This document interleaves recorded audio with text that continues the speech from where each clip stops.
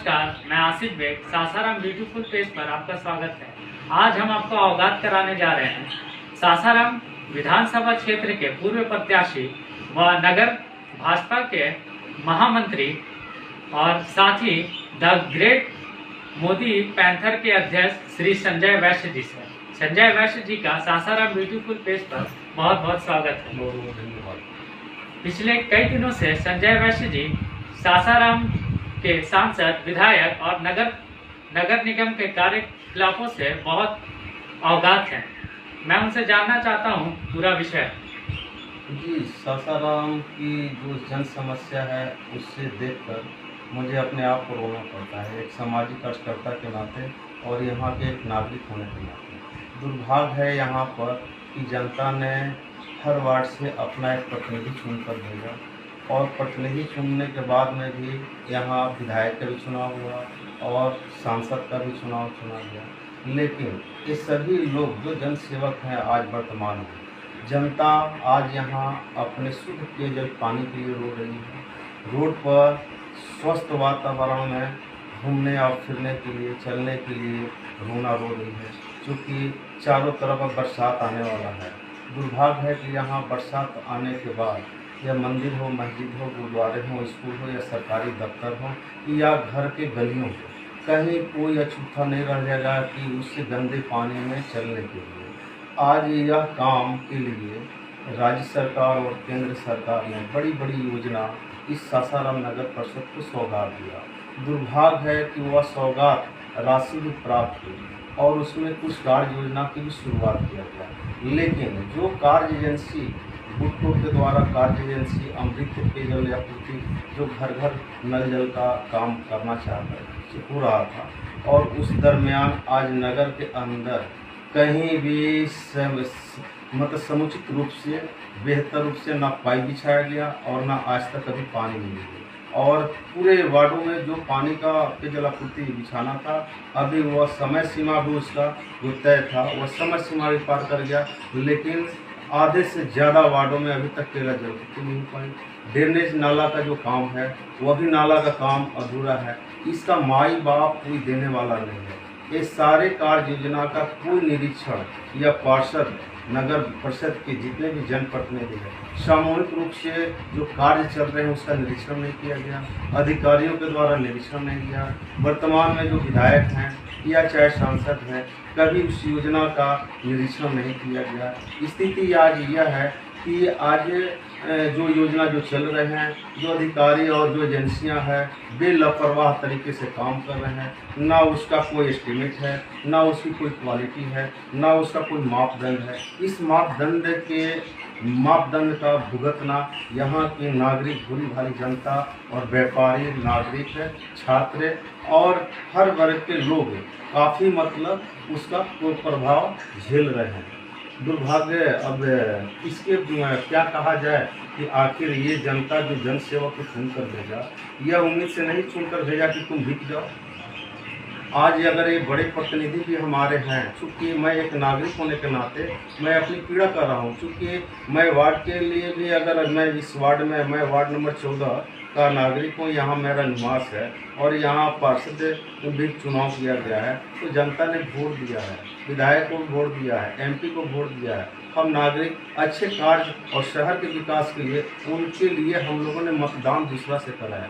आज जो व्यक्ति उनके पक्ष में मतदान किया वो हमसे सीधी सवाल करते हैं, तो सीधी सवाल करते हैं कि भाई ना सांसद दिखाई दे रहे हैं, ना विधायक दिखाई दे रहे हैं। इस कोरोना महामारी में आप लोग भी एक न्यूज़ चैनल से आते हैं, क्या कभी माननीय सांसद और सासाराम के वर्तमान विधायक या पार्षद इस कोरोना महामारी में असहाय, जिनके पास कोई ना राशन कार्ड है, ना कोई किसी तरह का उनका जीविका जो भोजन अनाज की जहाँ परेशानियाँ हैं, कहीं बांटते हुए आप लोगों ने देखा है? अभी तो बिहार में वर्तमान विधायक राजेश कुमार गुप्ता हमारे आवाज उठाने के बाद तो राशन बांटते हुए दिखाई कि वो गांव में कर रहे हैं, लेकिन इस शहर जो है ना, इस शहर में भी कम से कम आधी आबादी रोजमर्रा का जीवन अपना गुजर बसर करती है। विधायक जी को सोचना चाहिए, उनका निवास है, आग लगेगा तो पड़ोसी बचाएगा, गाँव के लोग नहीं बचाने आएंगे। पहले उनको इस शहर के मुख्यालय में रहने वाले जो रिक्शा वाले हैं, ठेला खोमचा वाले हैं, दुकानदारों के पास जो सेल्समैन काम करने वाले हैं, क्योंकि लॉकडाउन कोरोना में जो गाइडलाइंस है बहुत सी दुकानें नियमित रूप से नहीं खोल पा रहे हैं। आज उन परिवारों के साथ क्या स्थितियां हैं, इस स्थितियां को देखने वाला कौन होगा? इनकी चुनाव आएंगे तो लाखों लाखों रुपया अन्य से मतलब ऐसो आराम में उनके सम्मानों को पहुंचाया जाएगा। लेकिन आज दुर्भाग्य है आसिफ बेग साहब कि ये जो जनसेवक जो लोग हैं, इंसानियत नाम की इनके पास कोई वजूद नहीं रह गया है। विधायक जी को मैं बधाई देना चाहता हूँ। विधायक जी को गांव के लोगों ने नहीं जिताया, सासाराम मुख्यालय के लोगों ने प्राप्त मात्रा में वोट हर वर्गों को लोग दिया बदलाव के भावना में। उनको ये सोचना चाहिए। और हमारे माननीय सांसद जी को कभी आपने देखा गरीब गुरबों को किसी तरह का सेवा करते हुए? आप कैसे आप जनसेवक हैं? नैतिकता के आधार पर इन लोगों को सोचना चाहिए। और मेरी बात इस पेज लाइव पर जो लोग सुन रहे होंगे उन्हें जरूर तकलीफ लगी होगी कि जो चापलूसी करते हैं। मैं चापलूस व्यक्ति नहीं हूँ, मैं नागरिक बोलने वाला व्यक्ति हूँ और बोलता रहूँगा, हक की बात बोलूँगा। उससे मुझे कोई परवाह नहीं है। कोई ये पेज सुनकर कोई दही में सही बात करे, मैं दही सही में बात नहीं करता। मैं आपके लिए मतदान वोट नागरिकों से मांगा हूँ और नागरिकों का मौलिक अधिकार का हनन होगा तो मैं अंतिम सांसों तक उनकी आवाज़ उठाऊंगा। आपने सभी जनप्रतिनिधियों को इसमें लपेटा है। आप सासाराम नगर भाजपा के महामंत्री के साथ साथ द ग्रेट मोदी पैंथर के अध्यक्ष भी हैं। क्या आप अपने सांसद की शिकायत भाजपा के बड़े नेताओं से करेंगे? जी, भाजपा के हम नहीं कर रहे हैं। हमारे भाजपा के अधिकांश कार्यकर्ता को कभी उन्होंने हाल नहीं जाना। मेरा सवाल था कि आप अपने सांसद जो ये कार्य नहीं कर रहे हैं, जनता के बीच में नहीं है, उनकी शिकायत आप भाजपा के बड़े नेताओं से करेंगे? बड़े नेताओं से मैं बोलता हूँ, दुर्भाग्य है बड़े नेता भी देख रहे हैं। हमारे माननीय मोदी जी ने कहा कि सबका साथ, सबका विश्वास और सबका भरोसा जीतना है। लेकिन ये तो कार्यकर्ता भी लगते हैं, नागरिक भी वोट देते हैं, लेकिन आज तक भाजपा के कार्यकर्ताओं को कभी सुधि लेने का नहीं। हमारी कोरोना महामारी के दौरान हमारे कई भाजपा कार्यकर्ता आज इस दुनिया में नहीं है, लेकिन उनके परिवार को पूछने वाला कोई नहीं रहा। आप कैसे आप जनसेवक और भाजपा कार्यकर्ता के स्वाभिमान माननीय सांसद जी आप हैं। हम जैसे कार्यकर्ताओं से नहीं पूछा जाता है, जिसके लिए आपके लिए जिंदाबाद और जिंदाबाद किया जाता है। तो इसमें पार्टी की बात नहीं है। मैं एक नागरिक के नाते मैं बोलूँगा बात। और पद हमारा जो जगह है, पद मेरी बकौती है, मेरी बकौती नहीं। आज मैं हूँ, कल नहीं रहूँगा। नहीं रहने और पद रहने से हमको इसका मलाल नहीं। मलाल इस बात का है कि नागरिकों का मौलिक अधिकार का हनन मैं बर्दाश्त नहीं करूँगा, चाहे वो मेरे घर के क्यों नहीं प्रतिनिधि है। संजय वैश्य का ये यह एक छवि है और इस छवि से उन लोगों को तकलीफ लगेगी, पेट में दर्द होंगी। या हमारे पेट को सुनेंगे तो उन्हें दर्द जो होंगे कि जो उनकी जी हजूरी बनिहारी करता। मैं किसी का बनिहार, मैं ईश्वर का बनिहार हूँ और जनता का बात को सुनता हूँ। जनता मुझे प्यार देती है।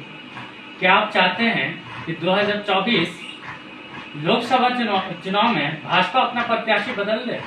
निश्चित तौर पर, चूंकि देखिए आरक्षण का लाभ, अगर वह व्यक्ति जो भी आरक्षण का जो लाभ लेते हैं, अगर उस आरक्षण से अगर जब आप संपन्न हो गए तो दूसरे को मौका देना चाहिए। ऐसा नहीं कि वह बाकी बकौती अपना आप को बनाना चाहिए। आरक्षण का लाभ का मतलब ये होता है कोई भी व्यक्ति को आरक्षण मिले, अगर वह व्यक्ति संपन्न हो जाए तो ऐसा नहीं कि उसके पूरे खानदान अब उसका लाभ लेता रहे, उसके पूरे रिश्तेदार लाभ लेते रहे। और भी गरीब गुरबे जो जनसेवक बनने की ख्वाहिश करते हैं, उनका मौलिक अधिकार का क्यों शोषण कीजिएगा। मैं मांग करूंगा, निश्चित तौर पर मांग करूंगा कि बदलाव होनी चाहिए। एज उम्र का भी ख्याल होना चाहिए, युवाओं को उसके अंदर आए, लेकिन उस परिवार से नहीं आए कि जो परिवार संपन्न है। गरीब का बच्चा है, रिक्शा चलाने वाला है, सब्जी बेचने वाला है, डंडी तोड़ने वाला है, स्कूल में कलम चलाने वाला है, वैसे व्यक्ति क्यों कर जाए। क्या आप मानते हैं कि सासाराम नगर निगम में लूट मची हुई है? अगर हाँ, तो इस लूट में कौन कौन शामिल है? देखिए, इस लूट में ये तो पूरी नागरिक जानते हैं कि जो अपना मतदान लाखों लाख रुपए में बेचा जा रहा है, ये किसी से छुपी नहीं है। और जो काम हो रहे हैं, जो वर्तमान मुख्य पार्षद है उस पर कई मुकदमे हो गए। लेकिन जिला प्रशासन को विचार करना चाहिए कि ये नागरिक की भावना है और जनता का पैसा का लूटपाट किया गया है। निश्चित तौर पर इस पेज के माध्यम से मैं चाहूँगा कि संबंधित पदाधिकारी और प्रशासनिक पदाधिकारी इस घटना को उजागर करें और दोषियों को कड़ी से कड़ी सजा मिले, कि ताकि यह आने वाले दिनों में जो जन सेवक चुन कर जाए तो उन्हें इस बात का भय हो, क्योंकि अभी तक के जनप्रतिनिधियों को भय नहीं है, अपराधियों को तो भय है कि चूंकि सरकार का कानून का राज है, सरकार का कानून का राज है, लेकिन इन जनप्रतिनिधियों को कब भय होगा? कानून सबके लिए है। आप एक छोटी से मामूली से केस में आते हैं, आपके यहाँ थाना आ जाता है, इतनी बड़ी लूट कांड के आरोपित है, इस तरह से उनके घर सलामत है, वो सलामत है, तो इससे हमारे राज्य सरकार के कार्यशैली पर भी उंगली उठ सकता है। मैं राज्य सरकार से निवेदन करूंगा कि इस मामले को संज्ञान में ले, इस पेज के माध्यम से संज्ञान में ले, और जो आरोपित उस नगर परिषद में जितने भी जो योजना का लूट के घोटाले के जो आरोपित बने हैं उन पर कड़ी से कड़ी कार्रवाई। क्या आपको लगता है कि दलीय आधार पर सासाराम नगर निगम का चुनाव होना चाहिए? दलीय निगम पर चुनाव, यह बात पार्टी की बैठक, संगठन की बैठक में यह बात आया है। अब यह कोरोना महामारी जो आई आपदा है ना, अब आगे क्या होता है यह जैसा निर्देश मिलेगा, लेकिन बताया गया कि दलीय आधार पर चुनाव होगा। हमारा आखिरी सवाल आपसे है, सासाराम के एनडीए का जो विधानसभा चुनाव अगला होने वाला है उसमें एनडीए अपना प्रत्याशी किसके रूप में ला सकता है? पहला ऑप्शन है हमारा डॉक्टर अशोक कुमार, श्री जवाहर प्रसाद जी, तीसरे रामेश्वर चौरसिया, और चौथे हमारे साथ बैठे हुए भाजपा नगर के महामंत्री श्री संजय वैश्य जी। देखिए, जनता को तय करना है, और ये सीट जो क्षेत्र है तो अभी तो जाति धर्म पर राजनीति हो रही है। अगर उस नज़र से देखा जाए तो यहाँ वैश्यों की संख्या बहुत काफ़ी है, अल्पसंख्यकों की संख्या ज़्यादा है, तो निश्चित तौर पर ये दो परिवारों को मौलिक अधिकार की मिलना चाहिए, उनको सेवा करने का मौका जनता को देना चाहिए, निश्चित तौर पर देना चाहिए। कहीं ना कहीं हमने देखा है कि जनता के बीच आपका काम करने का जो तरीका है, जनता आपको काफ़ी लाइक करने लगे, पसंद करने लगे। देखिए, जनता के बीच में हमेशा रहा हूँ और हमेशा रहने का प्रयास करता हूँ। चलते फिरते जितनी भी जो समस्या आती है, जो मेरे अपने अनुभव है, उनको मैं बताता हूँ और उनके काम होते हैं, इसलिए हमें प्यार करते हैं। आज जो बात है सांसद, विधायक और पार्षदों पर उदासीनता पर जो मुझसे सवाल किया गया है, यह हक बोलने के लिए हम जैसे पार्टी के जिस संगठन का मैं कार्य करता हूँ कि किसी की हिम्मत नहीं होती है, लेकिन मुझे उस बात का परवाह नहीं है, क्योंकि मैं एक नागरिक पहले हूँ, और नागरिक के नाते मैं अगर संगठन में हूँ तो संगठन में कार्यकर्ता को जोड़ता हूँ, तो कार्यकर्ता के स्वाभिमान की रक्षा करना हमारा परम कर्तव्य बनता है। तो आज मेरे नेतृत्व के जो कार्यकर्ता हैं वो मेरे स्वाभिमान और मेरे विचारों से खुश रहते हैं। उसी तरह से नागरिक की भी जो बातें हैं तो वो देखता है कि भाई कोई नहीं बोलता है और कोई नहीं सुनता है, चलो संजय वैश्य के पास बोलते हैं, तो जो बात होंगी उसमें क्या विधायक होंगे, मेरे परिवार के लोग होंगे, तो मैं दोषी उसको करार दूंगा, ये मेरी बात है। अब दुर्भाग्य ये है आसिफ बेग साहब, हमारा टाउन हाई स्कूल रोड शहर का दो प्रमुख मार्ग है, एक धर्मशाला मार्ग है और एक टाउन हाई स्कूल मार्ग। अब बताइए कि महीनों दिन से वो रोड को काट दिया गया है। दुकानदार जो हैं, आप दुकानदार के पेट पर लाले मत मारिए, उस चीज़ को यहाँ के विधायक और एमपी को सोचना चाहिए। वो दुकानदार आपको वोट दिया है, व्यापारी आपको वोट दिए हैं, नागरिकों को चलने में कठिनाई होता है, गाड़ी को ले जाता है, कभी भी किसी का जान जा सकता है।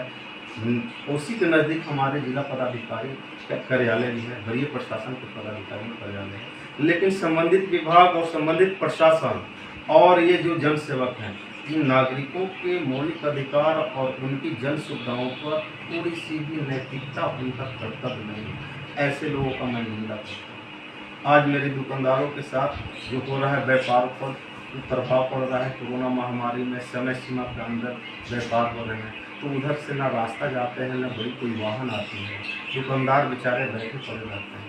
ये पीड़ा हमसे बर्दाश्त नहीं होगी। आने वाले दिनों में, आज का क्या गाइडलाइन कहता है, आने वाले दिनों में मैं वो गड्ढा को भरवाने जा रहा हूँ, और देखूंगा, इसको मुकदमा करना होगा करेगा, और उसके लिए आंदोलन भी होगा, दफ्तर भी बंद करेंगे। चलिए, आपका हमारे साथ जुड़ने के लिए संजय वैश्य जी बहुत बहुत धन्यवाद। बहुत बहुत आप सासाराम ब्यूटीफुल के आप प्रतिनिधियों को मेरी तरफ से हार्दिक शुभकामनाएं कि आप हक की बात और हक की आवाज़ अपने पेज पर रख कर और मेरी बात को जनता के बीच में रखा। मैं आपका हार्दिक हार्दिक अभिनंदन करता हूं।